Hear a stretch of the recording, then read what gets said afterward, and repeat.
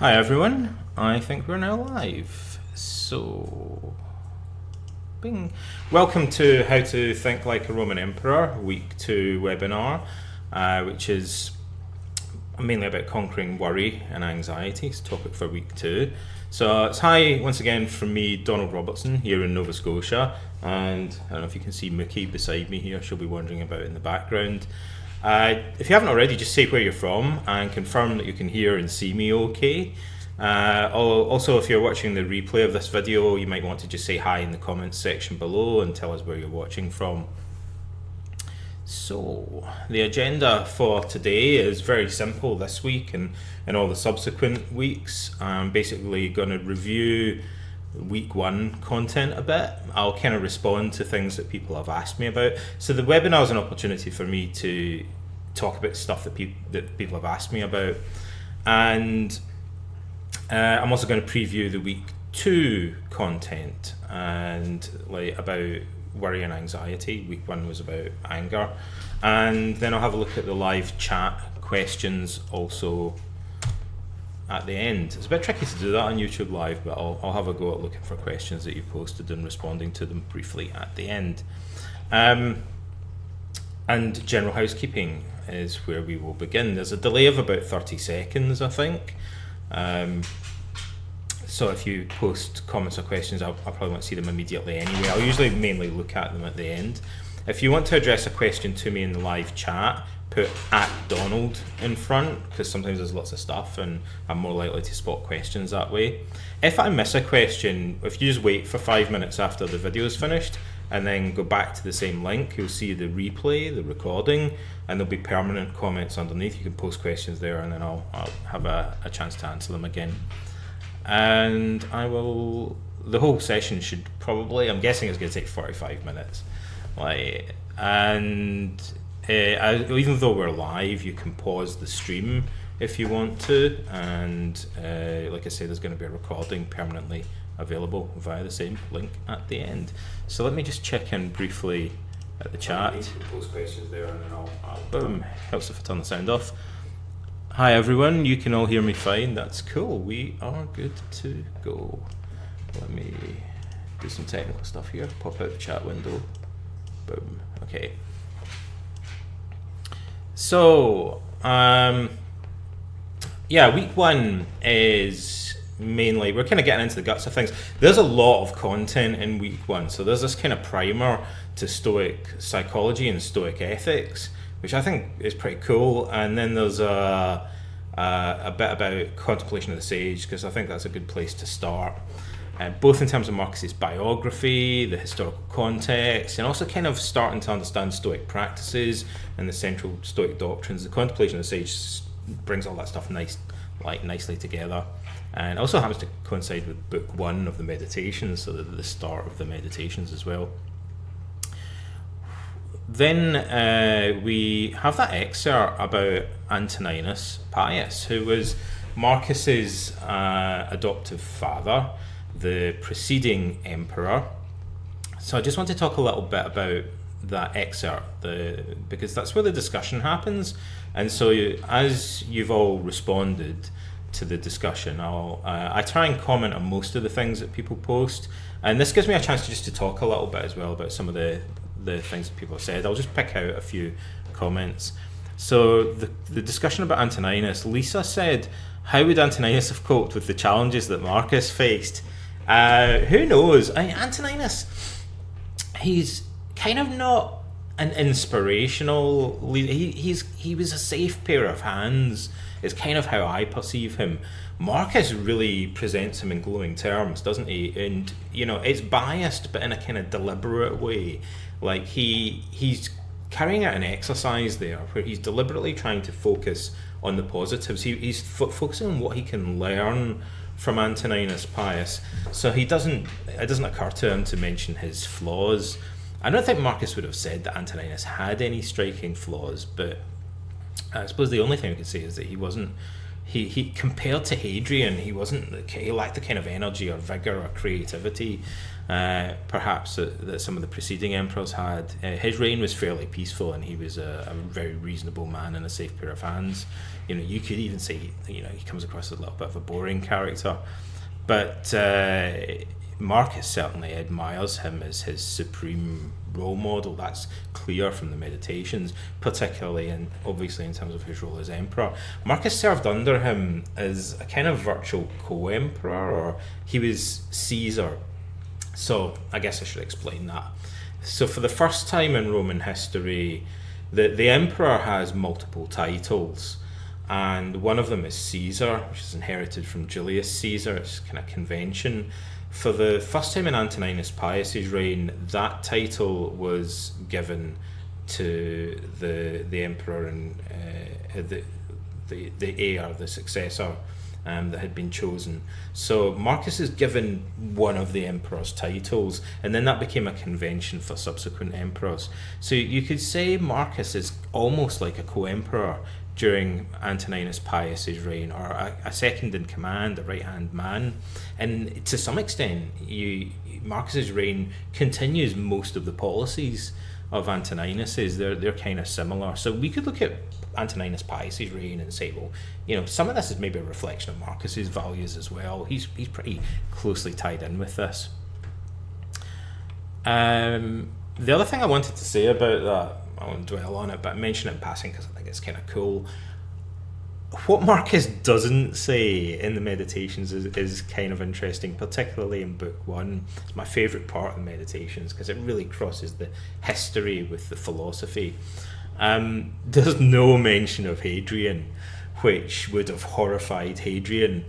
But it probably it would have appealed to the Senate. Nobody was probably intended to read this book, I'm guessing. It seems to me, for a number of reasons, that the internal evidence suggests that it was written for private use.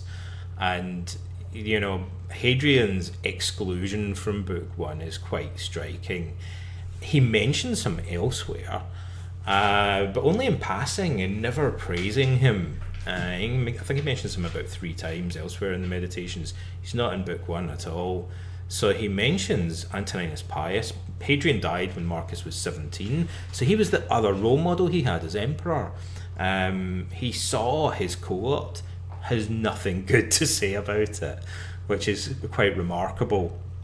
And also, if you really want to kind of speculate and dig, if you look at the many things he says about Antoninus Pius, not just in Book 1, but also he returns to it twice, I think, later in the Meditations. You could look at some of those comments as implicit criticisms of the preceding reign of Hadrian. So, for example, Antoninus, very even-tempered man. Hadrian, not so much. He is quite bad-tempered and fickle. Hadrian was really in with the sophists. Antoninus is praised for not settling for a superficial understanding of things, not just trying to show off, but genuinely trying to understand things. Again, you could see that as an implicit criticism of Hadrian in some ways. Antoninus is praised for his tolerance of critics. Hadrian, not so much. He was quite intolerant of critics, became quite caught up in arguments with them. So it's kind of useful to think about it that way as well, although it involves a bit of speculation, but it's fun. Brennan said, who ran the empire when Antoninus had severe headaches? I guess we've kind of touched on that a bit in saying that as Caesar, Marcus was his second in command, and for about 20 years. So he would probably have, if he had to step in when Antoninus was ill. I guess towards the end of his life, it sounds like Antoninus was in a pretty bad shape. He was all bent over and he had wooden splints to hold his torso upright, we're told. So it may have been that Marcus increasingly was kind of phased into his role as emperor and probably took over more responsibilities from Antoninus, we might guess. Paul said, was Antoninus a sage? Yeah, Marcus is deliberately focusing on his positive qualities. The sage is this kind of almost unattainable ideal in Stoicism. They seem to think it's possible, but exceptionally rare. And the famous thing they say about it is that the sage is as rare as the Ethiopian phoenix, which by legend was born every 500 years. And that crops up a couple of times in the ancient literature, this idea that the Stoic sage might as well be hypothetical, that he's so rare. But there are a number of people that the Stoics consider to be almost sages, and the main example being Socrates, maybe also Diogenes the Cynic, perhaps even Zeno, the founder of Stoicism. That's how exceptional it is. But Antoninus Marcus considers to be a role model, that's for sure. Was he a philosopher? Probably not. He seems to have been a guy who respected philosophers, who knew philosophers, who probably had some philosophers at court. He definitely appointed the best philosophers in the land as tutors to his two sons, Lucius Verus and Marcus. But he doesn't seem to have been a philosopher himself. And in the ancient world, there's a big difference between someone who studies philosophy and someone who is a philosopher, or even someone who teaches philosophy. To be a philosopher is to, as if following a religion, it's to embrace a whole way of life. Philosophers groom their beards and hair differently, they follow different diets, they dress differently. Often, you'd often be able to recognise a philosopher if you saw one in the street. So it's kind of a big step in a way, and that makes it even more extraordinary that Marcus would become a philosopher as a young man, embracing this whole way of life, basically. Teke, I hope I pronounced your name okay. How often did Marcus engage in harsh self-criticism? Actually, you'll notice that happens a lot in the Meditations. There's one passage in particular where he sounds like he's just kind of ranting at someone, and people often ask, who's he talking about? Is he talking about Nero or somebody? He says a black soul, a tyrant's soul, and all this kind of stuff. I think actually it's very clear he's talking about himself, because he repeats similar criticisms in other passages where he clearly states that he's referring to himself. So there's a surprising amount of self-criticism, surprisingly harsh self-criticism in the Meditations.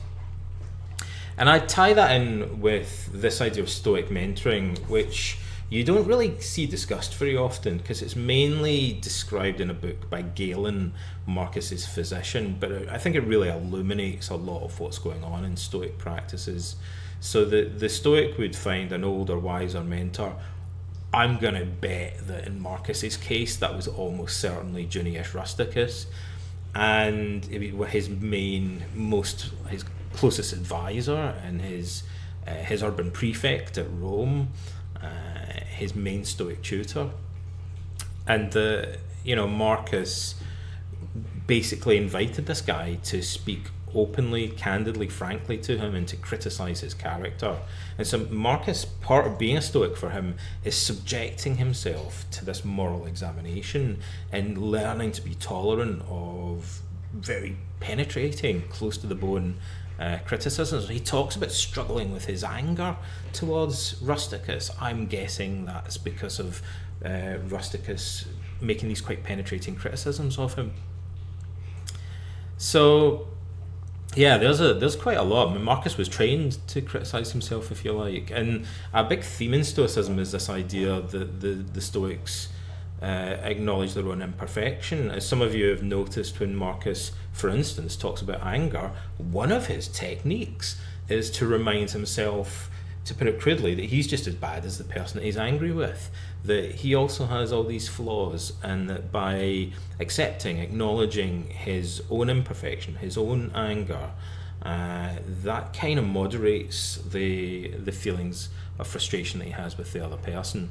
He doesn't judge them as harshly when he reminds himself that he's not perfect either. So overall, I'd say Antoninus comes across as quite a down-to-earth man. Marcus is looking at him very much through the lens of Stoicism. It's also an interesting fact about the Stoics that they believe that virtue is found nowhere and everywhere, that the seeds of virtue and the potential for virtue, traces of virtue, glimpses of it, are everywhere. and the Stoics are perfectly happy to pick non-Stoics, sometimes even philosophers of other schools, even mythological characters, as illustrations of the virtues that they want to exemplify. It wouldn't be odd to them at all to make their main role model of virtue somebody who wasn't actually a Stoic, like Antoninus Pius. So, I'll just check in briefly.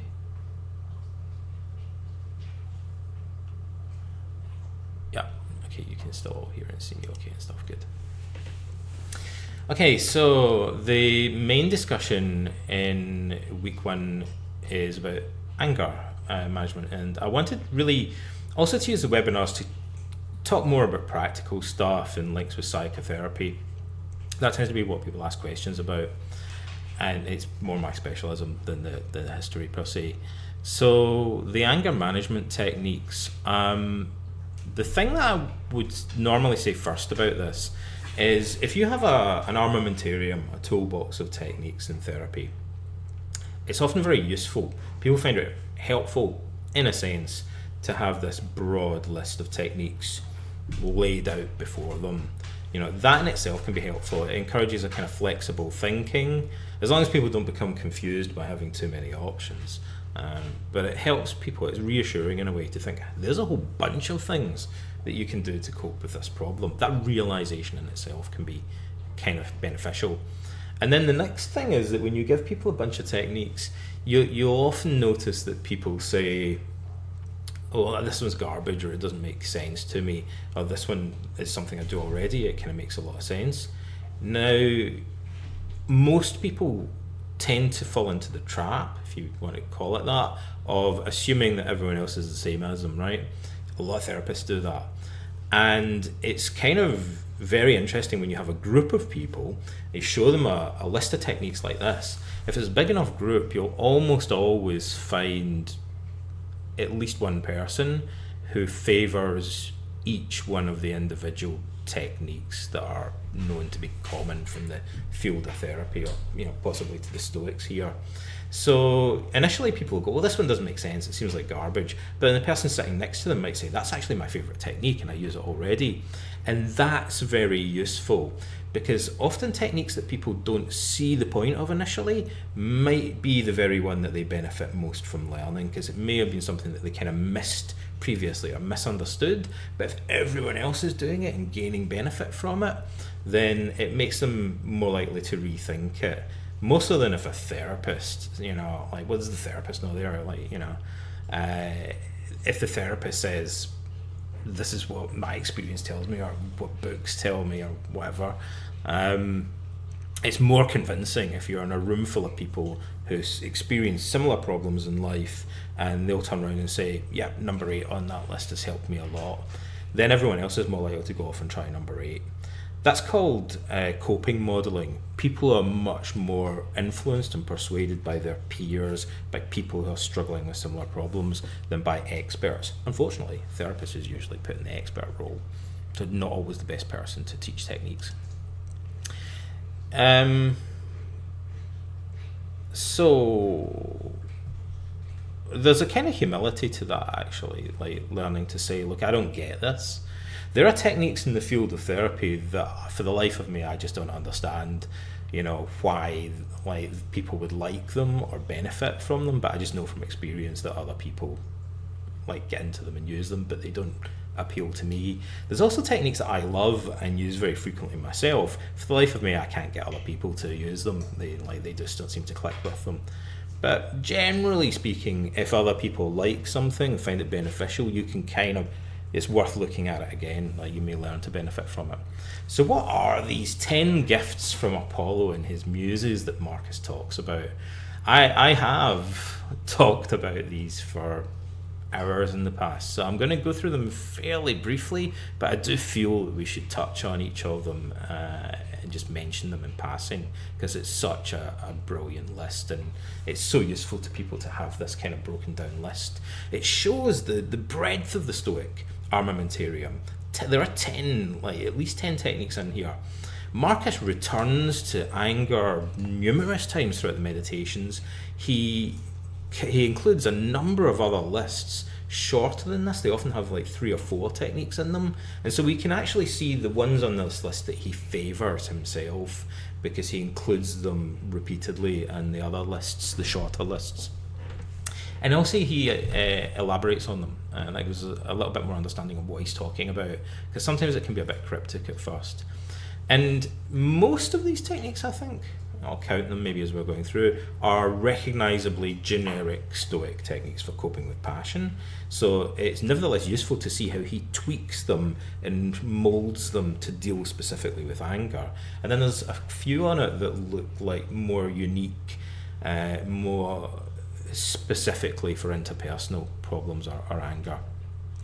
You could also see this as really a general way of developing interpersonal skills and empathy, although he says that these techniques are for coping with anger. He attributes them to Apollo, the god of healing, and he would have seen these as a kind of medicine. The Stoics frequently used medical metaphors. Some people say, we're kind of projecting psychotherapy into the Stoics. No, we're not. Like that, those people just haven't read the Stoics. They use the medical metaphor a lot. They use the word therapy to describe this process. Like we can totally describe this as ancient psychotherapy. That's how the Stoics saw it. So these are remedies. He actually, in this list at one point towards the end, he uses the word antidote to describe the use of virtue in coping with anger, for instance. So what are they? I really like this list, you can tell. Number 1, we're naturally social creatures and we're designed to live together. In a way, I think that's the one that puzzles modern readers the most at first, but it's no coincidence that it's the first one on this list, because it's the one that Marcus appears to favour the most, and it crops up first, I think, on at least 2 other shorter lists that he gives. The Stoics talk a lot about how they believe that we're inherently rational creatures. That doesn't mean that we're always wise and rational. What they mean is that we have the potential for reason, and that makes us fundamentally different from other animals. Not that other animals don't have traces of reasons, but not anything like the capacity for self-consciousness, language and reason that human beings have. So maybe they would have seen it as a sharper divide with other animals. Regardless, they think our capacity for reason is extremely important in understanding human nature, of course, but they also believe that we're fundamentally social creatures. And so Marcus thinks it's helpful to remind himself of this when he's having problems dealing with other people, and that he has a kind of duty to fulfill his nature in that regard. We're designed to live in communities. Hermits exist, but they're not the norm in most societies. And there's even something about reason itself and the use of language that seems to require interaction with other people. So Marcus thinks, look, if this is our nature, we in a sense we have a kind of obligation to do that well, to do it properly. The early Stoics talk about living harmoniously in concord with other people, even if they're acting like our enemies or opposing us, and we'll look at a good example of that shortly. Number 2, to imagine what sort of men they are in life generally, and particularly how their own mistaken beliefs compel them to act in the way that they do. So this is kind of getting into empathy more, and this is one that some people have found puzzling, other people take to very naturally. I'll talk a little bit more about that in a moment. He does return to this a number of times. There's a paradox here, because he also says that we shouldn't be preoccupied with other people's behaviour or their thoughts, but he does seem to think that we should sometimes employ it as a technique. Like we shouldn't kind of worry or like be overly preoccupied with other people, but when they're troubling us, we should make an effort to try and empathise and understand where they're coming from, particularly to kind of see them, their actions, as an inevitable product of their life and their underlying values and so on. Like this is like a therapist, like putting himself very much in the other person's shoes, and so I find that very relatable. I'll come back to it in a moment. Number 3, either they're doing the right thing or not. If they're not, kind of following on from the previous point, then it's through ignorance. This couldn't be more Socratic. This is famously one of the paradoxes that's attributed to Socrates, the idea that no one does evil willingly or knowingly, because evil requires a kind of moral ignorance. Now, that does not mean, many people find this a very inspirational idea in the ancient world. It went beyond Stoicism, but some people find it an odd thing. It just requires a little bit of clarification, I think, in a sense. They're not saying that people don't understand that other people think what they're doing is wrong, but that they justify it in their own mind, typically by telling themselves that it's acceptable behaviour, it's indifferent, or even that in a sense it's the right thing to do, even though other people might find it offensive or objectionable. And there are many other philosophers. Jean-Paul Sartre even argues for a position like this, that when people do antisocial or criminal or unethical things, in a sense they're justifying it to themselves as being right. Marcus mentions in passing a kind of weak argument, but one that's interesting. But he says, look, when you challenge these people, and Marcus served as a judge, that was a big part of his role. He said, when you challenge people who have done criminal things, they're always going to defend their actions. They look insulted when you tell them that they've done something wrong. So you can see that they really believe that there was nothing wrong, it was acceptable, what they did. Marcus tries to remind himself of that and put himself in the other person's shoes. Again, I'm going to come back later. We'll talk a little bit about Avidius Cassius and the Civil War. Marcus clearly applies that in this historical instance. Number 4, you do many wrong things yourself, or you would if you had the opportunity. I think it's incredibly humble of him to say, oh, look, you would do some of these things that they're doing if you had the courage to do so, or the opportunity to do so. Many people just don't exhibit their vices because there are things that hold them back, but nevertheless, the potential is there within them. Again, this is the theme of self-criticism that runs all the way through the meditations, and saying, look, I'm not perfect either, none of us are perfect, and bearing that in mind makes him less angry with other people. Number 5, another really interesting one. He basically says, look, you can't be sure what their motives were anyway. In psychotherapy, we call that mind reading. It happens all the time. People love doing it on the internet. So they'll kind of assume that someone is thinking something, or that they're motivated in a certain way. It's always strange. It's a strange feeling to be on the receiving end of mind reading, when people attribute a motive to you that you don't really possess. They almost like they're talking to a projection, or over your shoulder or something. They're not really seeing the real you. But we can't really know for sure what other people's motives are. You learn that as a therapist. It's presumptuous. You can have hypotheses about what the other person is thinking. Usually your best guide is going to be asking them, in some respects. But Marcus says, look, you can't be sure what the motives are. You have to bear that in mind. So you have to kind of suspend judgment a little bit, not, allow yourself too much certainty in this regard. Again, we can see him applying this to Avidius Cassius in the Civil War. He says, that he's not really sure why this guy has declared himself emperor, had himself acclaimed emperor. Number 6, soon you'll both be dead. This is very popular with some people as a strategy. Again, it's obviously a generic Stoic strategy. Not just seeing the other person as mortal, but accepting your own mortality. It's kind of a little bit like saying, it's not worth it. It's not worth wasting your time and energy on this. It's also, when you're angry with someone, you're kind of amplifying their importance and magnifying it out of proportion.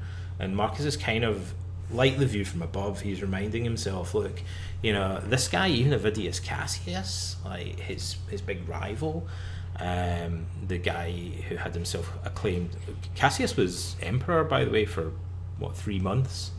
A rival emperor in the east of the empire. So we'll see more about that later in the course, but Marcus it's odd that it's a big deal. It would cause a huge upheaval in Rome. And the idea that Marcus would have thought, well, one day he'll be dead and forgotten anyway, which is kind of true, like not many people have even heard his name today. Number 7, it's not their actions that upset us, but their judgments. Now, this is clearly a great example of a specific application of Epictetus's favourite strategy. It's not things that upset us, pragmata, but our judgments about them. Really straightforward instance. It's surprising in a way it comes so far down the list, though, because in many respects it seems to be the preeminent, as we'll see later, fundamental Stoic technique. I call it Stoic catharsis. Number 8, anger does us more harm than the things we're angry about. This is another cliched Stoic technique, a general purpose Stoic technique. I call it Stoic functional analysis. And in 2 respects, on the one hand, Marcus wants to say, look, generally speaking, you'll find anger causes you more trouble in the long run, just in terms of externals.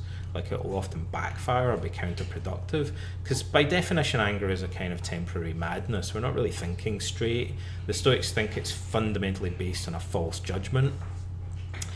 So he thinks, look, this is a kind of crazy way of thinking, it's going to backfire. But there's also a deeper sense in which the Stoics think it's more harmful than the thing that you're angry about, and that is that it harms your character. It's the only thing that can harm your character. Whatever you're angry with, the Stoics would say, is an external. It can't really touch your moral character. It can't make you a bad person. Anger, though, can make you a bad person. It does you a type of harm that's completely incommensurate with the external harm that you perceive. It's a whole different level of harm that you're doing to yourself, they might say. Number 9, what virtue has nature given you to respond? Marcus says, ask yourself, modelling virtue, what virtue capacity has nature given you to deal with this thing that's upsetting you? This is also a really commonly occurring generic Stoic strategy. It reminds me in therapy of asking what coping skills a client has, or what coping resources they might have.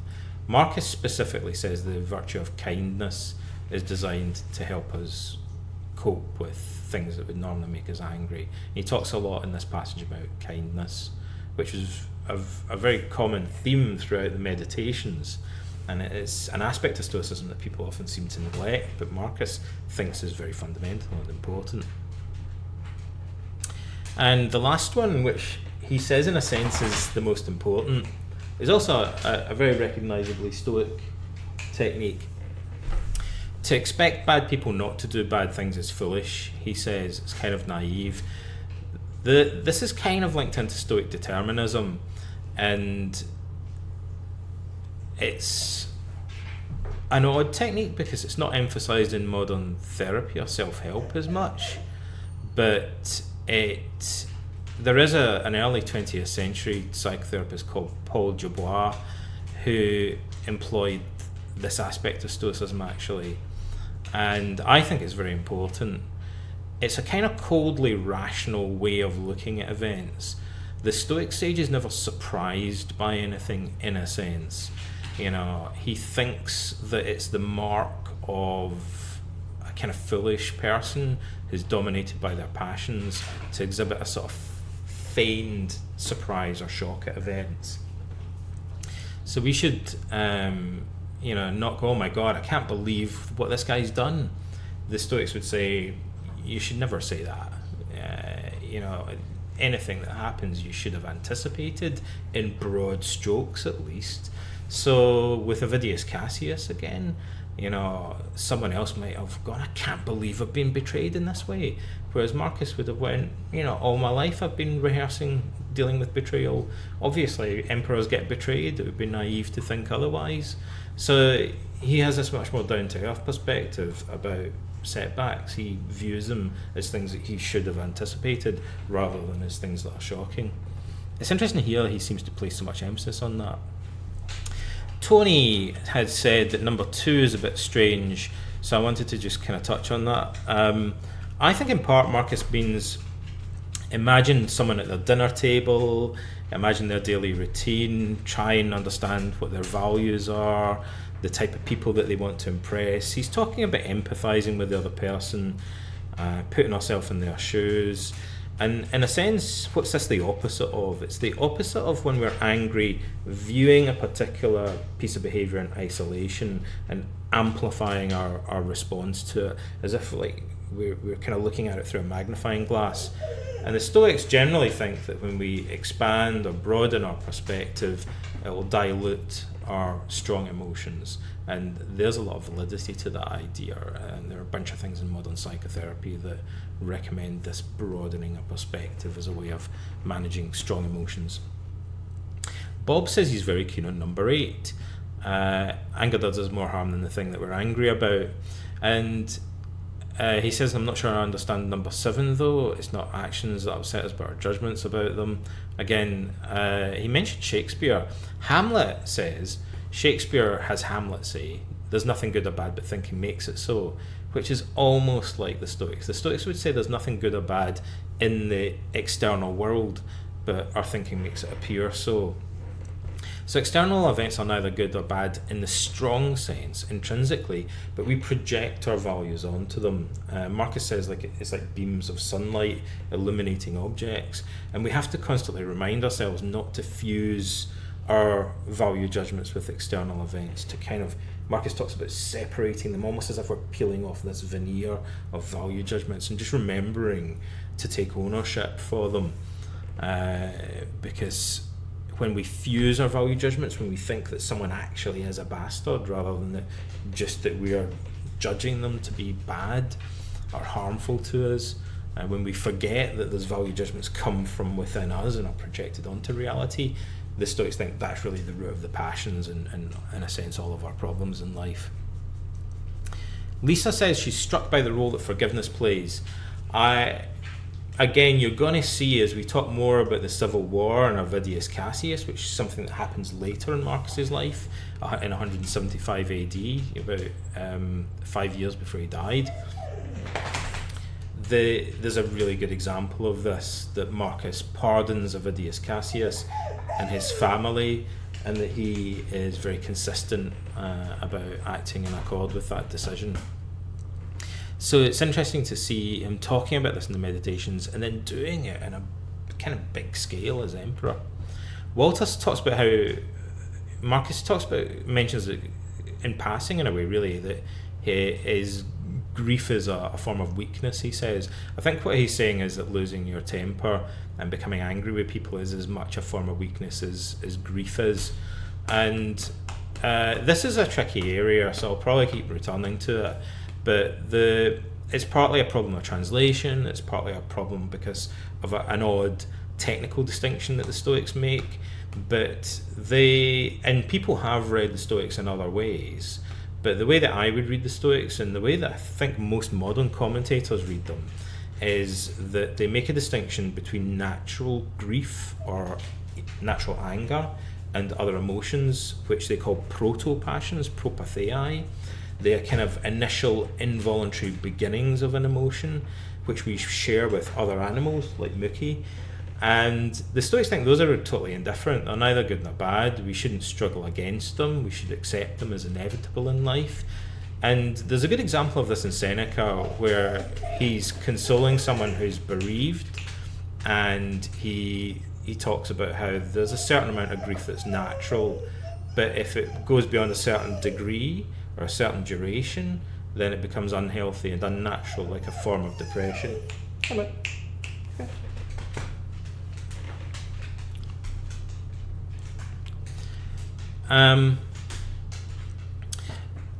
I just wanted to talk a little bit, having kind of gone through those 10 strategies for anger. Someone asked me about mindfulness training in Stoicism, so I'm going to talk about that a little bit, and then I'll go and do the preview of week 2. So there's a lot about mindfulness in Stoicism. The Stoics have this technical term, prosoche, that kind of you could translate as mindfulness or attention to oneself. It's interspersed throughout the course, but I'm going to just pick out 3 aspects of it, 3 very different aspects to touch on very briefly. So number 1, if we believe that virtue is the only true good, and we grasp that firmly and we completely buy into that idea, I think the Stoics would say that we then inevitably pay more attention to our to virtue within ourselves, to our capacity for virtue, and that a form of mindfulness, prosoche, naturally follows from this conversion in our underlying moral values. So that might seem like a bit of an abstract point, but I think it's fundamental to Stoicism. I think the Stoics would say the essence of Stoicism is what they call a moral conversion, epistrophe, like a U-turn, like swimming against the tide, not valuing all the things that other people chase, egotism, materialism, but learning to value something completely different, learning to value virtue as the highest good in life, the only true good. And the Stoics would say that when we really embrace this, we inevitably pay more attention to virtue, which would mean paying more attention to Praha Deesis, our faculty of moral choice. Number two, a different way of looking at it, I mentioned Stoic mentoring earlier and what Galen says about that. He quotes Zeno as saying that we should always act as if we have to answer for our actions to our teacher or mentor afterwards. And most people don't have a mentor like that today, but the technique we call the evening meditation or evening review in Stoicism kind of takes the place of that. We use our imagination to review our day maybe 3 times each evening, ask structured questions about it. What did I do well? What did I do badly? What could I do differently next time? And knowing that you're going to do that at the end of the day will tend to make you more mindful of your actions throughout the preceding day. And number 3, again, approaching it from a different angle, trying to spot early warning signs of passions emerging and maybe writing those down using self-monitoring forms is a very powerful way of increasing mindfulness or self-awareness, I find. That takes a little bit of training. I could upload one of the self-monitoring forms we use in Stoic Week actually to give you a kind of example of that. It's just very much like what we would use in CBT. But training yourself to look out for these early warning signs, that this subtle traces of passion that you would normally overlook, is a form of mindfulness training. Writing them down is a way of encouraging you to stick with that. And again, the Stoics' mentor, like Junius Rusticus, would have helped them do that. Rusticus would have pointed out to Marcus that he saw traces of anger developing in him, for instance. So that leads me on to the preview of week 2, which is about conquering worry and anxiety. So the focus is really on Stoic indifference, or Stoic catharsis as I call it, gaining cognitive distance from things. This is really the most fundamental, in a sense, Stoic psychological technique. And we're now looking at the early reign of Marcus Aurelius. We've looked at his education. The next phase that we look at is the first 6 or 7 years of his reign, when it's a time where he faced many disasters, famines, floods, earthquakes, and the Parthian War, and then at the end of it, the plague. And uprisings in other parts of the empire. He as soon as he was acclaimed emperor, as Cassius Dio observed, he's just hammered with natural catastrophes, betrayals. Having gone from this peaceful reign of Antoninus Pius, it's almost as if the universe went, let's test this guy. Pierre Hadot once said that the Stoics kind of think of the universe as a machine for making sages. And it kind of looks like in the histories that the universe is conspiring to either make Marcus or break him.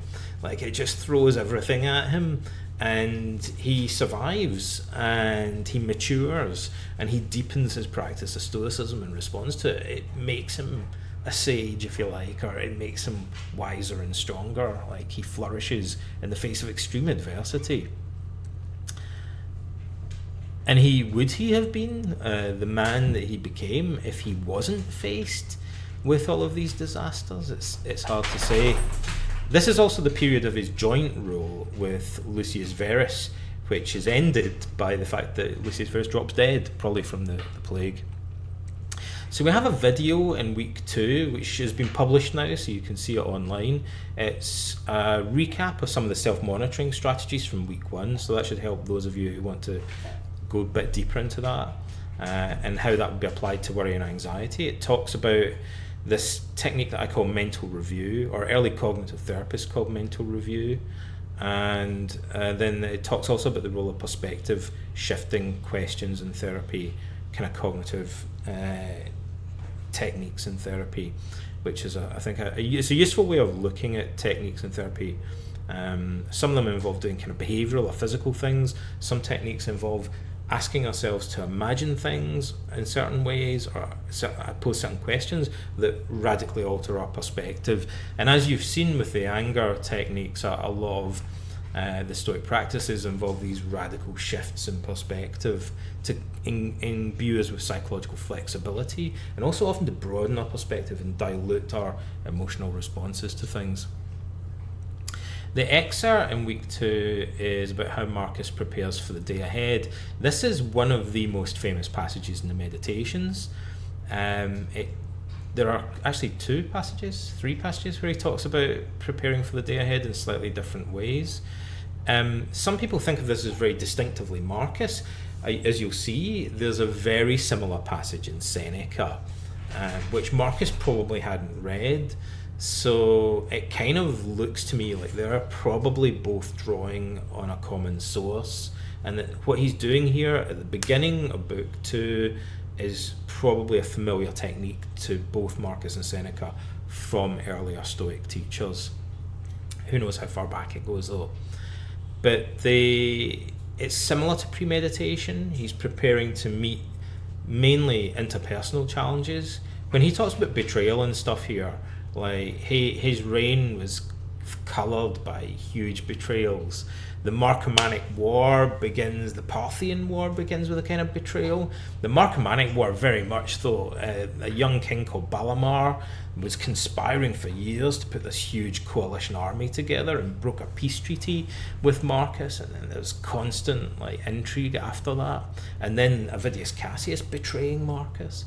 So here you can bear that in mind. Like, this guy every day wakes up and thinks, today I'm going to deal with traitors, people lying to me. And then that's exactly what happens to him throughout his reign on a huge historic scale. But there's something else I'd say about that passage. Just going to whet your appetite for it in a way. What's the beginning of the Meditations? For a number of reasons, many scholars think that book 1 looks like it was written later and kind of pegged on the beginning. And so you could see book 2, this passage, book 2.1, as being the start or the opening passage of the Meditations. Or if you like, having gone through this kind of preface, it's the beginning of the exercises per se, may even have originally been the first passage of the whole thing. There's another little oddity about it, which is we don't know what the Meditations was called. The Meditations is a modern title that we give to the notes. The earliest manuscript version has the heading "to himself" on it, and he uses that phrase in this passage and elsewhere throughout the Meditations. So it may even have been that this book was titled after that passage, and the theme of the book being these are things that he says to himself as a form of training. So it's interesting to kind of look at it in that way, I think.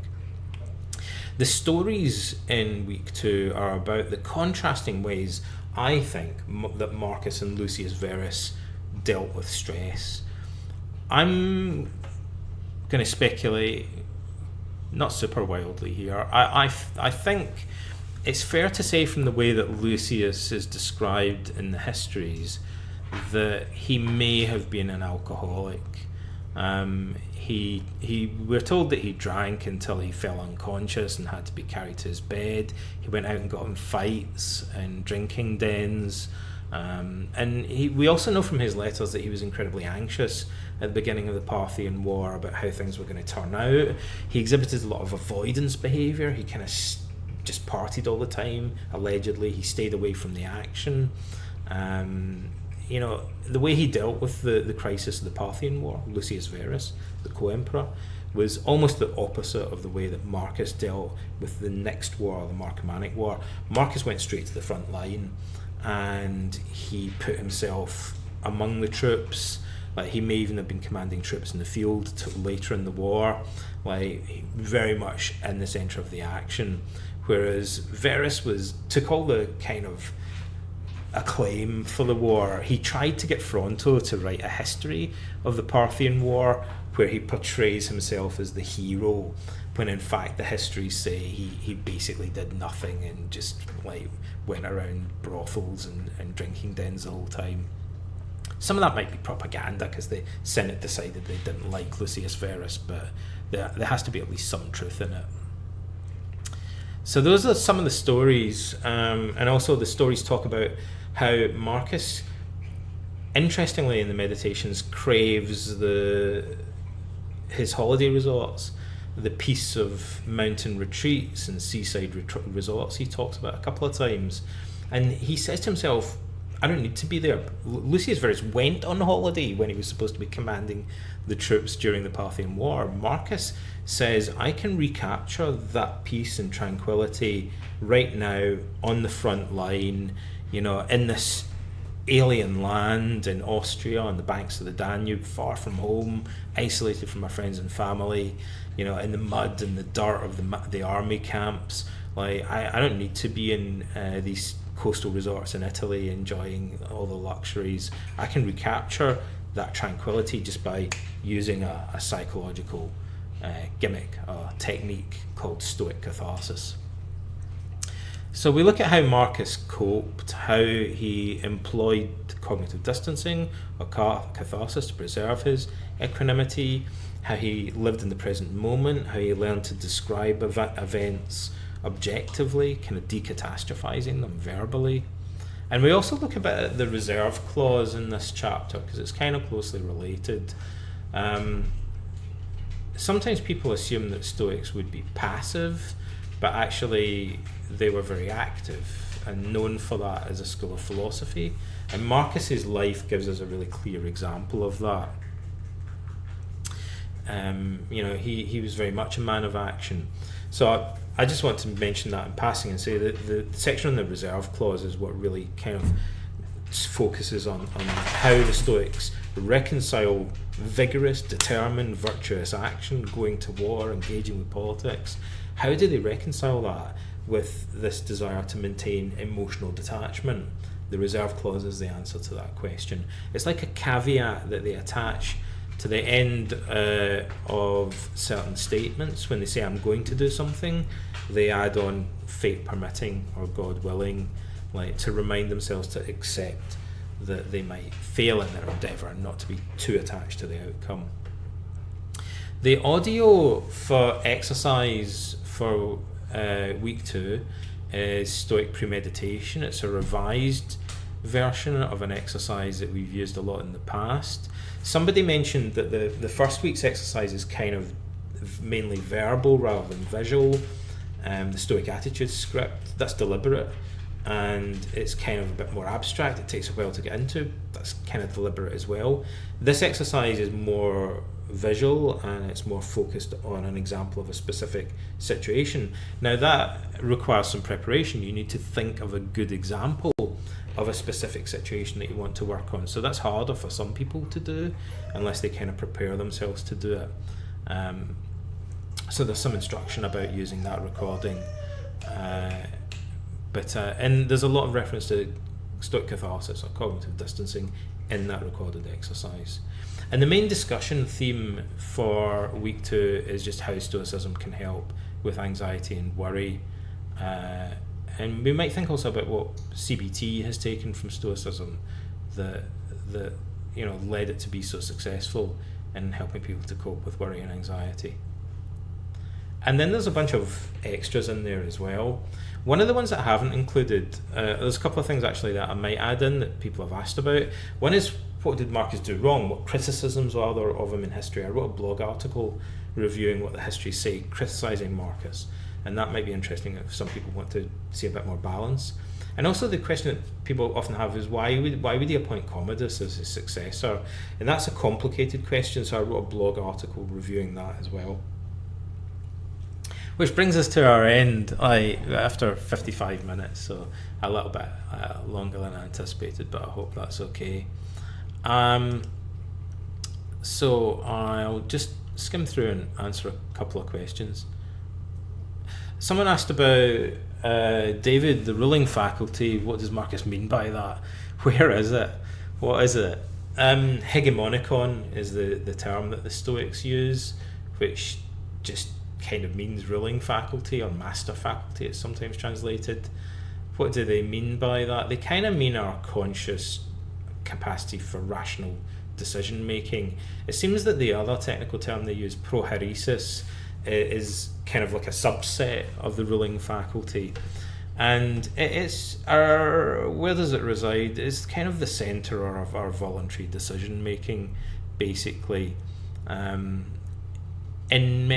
would say it's where our free choice exists. How could you locate that? I kind of want to say that when you're doing meditation, one of the Stoic meditations that I get people to do is just to repeat a word like the number 1 over and over again in their mind, and then just to be accepting of any automatic thoughts or feelings that pop into their awareness. So heightening your awareness of the distinction between voluntary and involuntary cognitive processes or mental events. The part of your mind that's doing the voluntary thing, saying 1, 1, 1, or counting to 10 or whatever, like the bit of you that's doing that is your ruling faculty, if you like. It's your conscious, rational, voluntary decision making part of your mind. The Stoics, one of the reasons they call it the master faculty or the ruling faculty is because the Stoics think it's important that humans have this unique capacity for self-consciousness. Animals are driven by their instincts. Human infants are driven by their instincts. Adult humans have the capacity to pause and question their instincts. Now, obviously that's important, and the Stoics think it's very important. So, we might naturally crave sweet things, but we also have the capacity, unlike other animals, to go, whoa, hang on a minute, should I be craving this? Is it healthy? Is it always good to eat these things that I naturally desire? And so that's kind of why they think it's a master faculty. It has the ability to put in question everything else that we do. That's why they think reason is important. And they compare it to a king or a ruler that's set over a kingdom. I think those are the only questions that I can see. Okay, cool. So let's end it there for today. If I've missed any questions, or you have any other questions, about a couple of minutes after we finished, if you go back and refresh your browser, a comment section will appear under the recording of this video. If you post questions there, I'll go back and I'll kind of give more considered responses to them.